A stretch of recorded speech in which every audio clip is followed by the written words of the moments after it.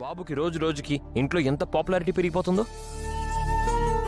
వీడు రాగానే ఆస్తి కలిసి వచ్చిందని అమ్మా నాన్న ఎంతో సంతోషపడుతున్నారు. అవునండి, నాకు కూడా చాలా సంతోషంగా ఉంది. బాబు పట్ల అందరూ చాలా ఆనందంగా ఉన్నారు. ఒక్క మా అక్క బావ తప్ప. వాళ్ళ విషయంలో మీరు ఏం చేసినా వాళ్ళకి కోపం వచ్చేస్తుంది. అందులో వాళ్ళ తప్పు మాత్రం ఏముందండి? వాళ్ళకి చిన్న బాబు ఉన్నాడు కదా. బుజ్జికి మనం ఏం తక్కువ చేసామండి? మీరొచ్చిన దగ్గర నుంచి బుజ్జిని ఎంత ప్రేమగా చూసుకుంటున్నారు. అయినా వాళ్ళకి బుద్ధి లేకుండా పోయింది. సర్లేండి, ఇంకా ఆ విషయం వదిలేసేయండి. అహల్య గారు, మీకు ఇంకో విషయం కూడా చెప్పాలి. ఏంటండి? ఈ చిన్నారి ఇందిర రావడం వల్లే ఆస్తి కలిసి వచ్చిందని నాన్న హ్యాపీగా ఫీల్ అవుతున్నారు. అలాగే మీరు నా లైఫ్లోకి రావడం వల్ల నాకు కూడా చాలా కలిసి వచ్చింది. మీకేం కలిసొచ్చిందండి?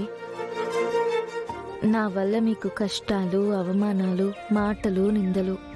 నా కోసం మీరు ఎంతో త్యాగం చేశారు, ఎన్నో కోల్పోయారు కదా. అదంతా ఏం లేదండి. నేను నిజంగా చాలా హ్యాపీగా ఉన్నాను. హార్ట్ఫుల్గా చెప్తున్నాను కదా. మీరు రావడం వల్ల నా లైఫ్లో చాలా చేంజెస్ వచ్చాయి. ముఖ్యంగా నా లైఫ్ గురించి నాకు తెలిసింది. లైఫ్లో నేనేం చెయ్యాలో నాకు తెలిసింది. అన్నిటికీ కారణం మీరే. అందుకే మీకోసం నేను ఒక చిన్న గిఫ్ట్ తీసుకొచ్చాను.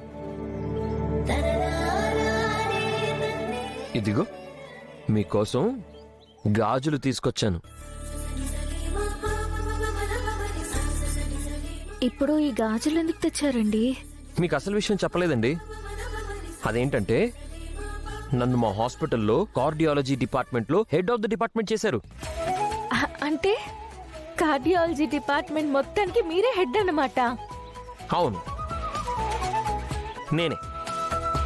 నేనే హెడ్ ఆఫ్ ది డిపార్ట్మెంట్. ఈ విషయం ఫస్ట్ మీతోనే షేర్ చేస్తున్నాను, ఇంకెవ్వరికీ చెప్పలేదు. కంగ్రాచులేషన్స్ అండి. అలీ గారు, ఇదంతా మీ వల్లే జరిగిందండి. ఇందులో నేను చేసింది ఏముందండి? మీరు కష్టపడ్డారు, ప్రమోషన్ సాధించుకున్నారు. లేదండి,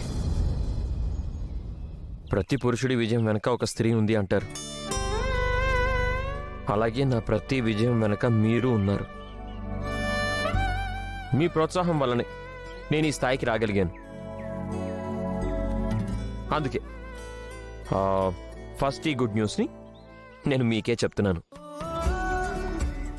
ఏమండి, నాకు రేపు చెన్నైలో మీటింగ్ కాన్ఫరెన్స్ ఉంది. ఆ మీటింగ్కి నేను వెళ్ళి కార్డియాలజీ టాపిక్ మీద మాట్లాడబోతున్నాను.